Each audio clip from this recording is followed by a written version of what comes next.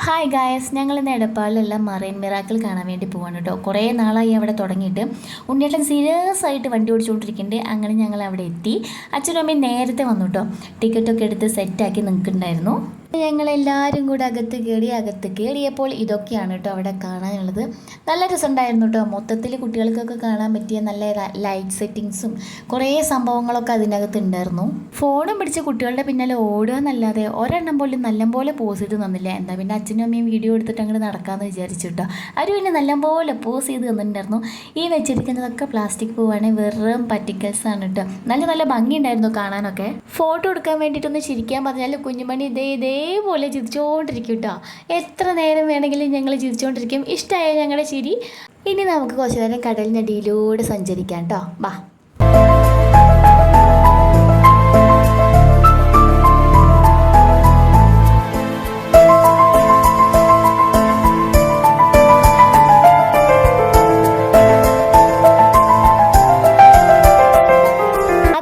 പുറത്തിറങ്ങിയപ്പോൾ അതേ മത്സ്യകന്യക കുട്ടികൾക്കൊക്കെ അതിന് ഒരുപാട് ഇഷ്ടമായി കേട്ടോ.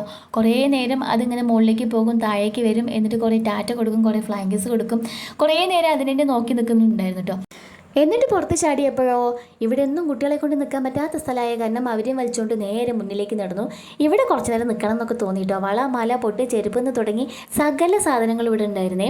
പക്ഷെ അവിടെ ഒന്നും ഞങ്ങൾ അധികം നേരം നിന്നില്ല. അവിടുന്ന് ഞങ്ങൾ പുറത്ത് ചാടിയപ്പോൾ കുട്ടികൾക്ക് കളിക്കാനുള്ള കുറേ സാധനങ്ങൾ കണ്ടു കേട്ടോ. ഇത്തരം കളിക്കാനുള്ള സാധനങ്ങൾ കണ്ടു കഴിഞ്ഞാൽ ഒരു പ്രത്യേക തരം ഡാൻസ് ഞങ്ങൾക്ക് വരും കേട്ടോ. അത് ഏട്ടന് മാത്രമല്ല അനിയനും വരും. അടുത്ത് തന്നെ ഒരു ചെങ്ങായി കുലുക്കി സർബത്ത് ഉണ്ടാക്കുന്നുണ്ടായിരുന്നു കേട്ടോ. അപ്പോൾ അത് കുറച്ച് നേരം വായും പൊളിച്ച് നിന്ന് കണ്ടു. ഇനിയിപ്പോൾ എന്തിൽ കയറുന്നുള്ള കൺഫ്യൂഷനിൽ നിൽക്കുകയായിരുന്നു ഞങ്ങൾ എല്ലാവരും. അപ്പോൾ ഉണ്ണിയേട്ടനെയും അച്ഛനെയും തോണ്ടി ഞങ്ങൾ ട്രെയിനിൽ കയറാമെന്ന് ഉറപ്പിച്ചു. ഇത്ര പേടിക്കാനൊന്നും ഇല്ലല്ലോ എന്ന് വിചാരിച്ചിട്ടാണ് കേട്ടോ ടാറ്റയും പറഞ്ഞ് കയറി കുത്തിയിരുന്നത്. പക്ഷേ ഒരു 10 റൗണ്ട് ചുറ്റിയപ്പോൾ ചെറുതായിട്ടൊരു പേടിയൊക്കെ വന്നു. അങ്ങനെ ഞങ്ങൾ ഫുൾ എൻജോയ് ചെയ്ത് പുറത്തേക്ക് ഇറങ്ങി. വരുമ്പോൾ ഓരോ ബോൾ ഐസ്ക്രീമും വാങ്ങിച്ചിട്ട് ഞങ്ങൾ നേരെ വീട്ടിലേക്ക് പോന്നു. അപ്പോൾ അടുത്ത വീഡിയോയിൽ കാണാം. ടാറ്റാ.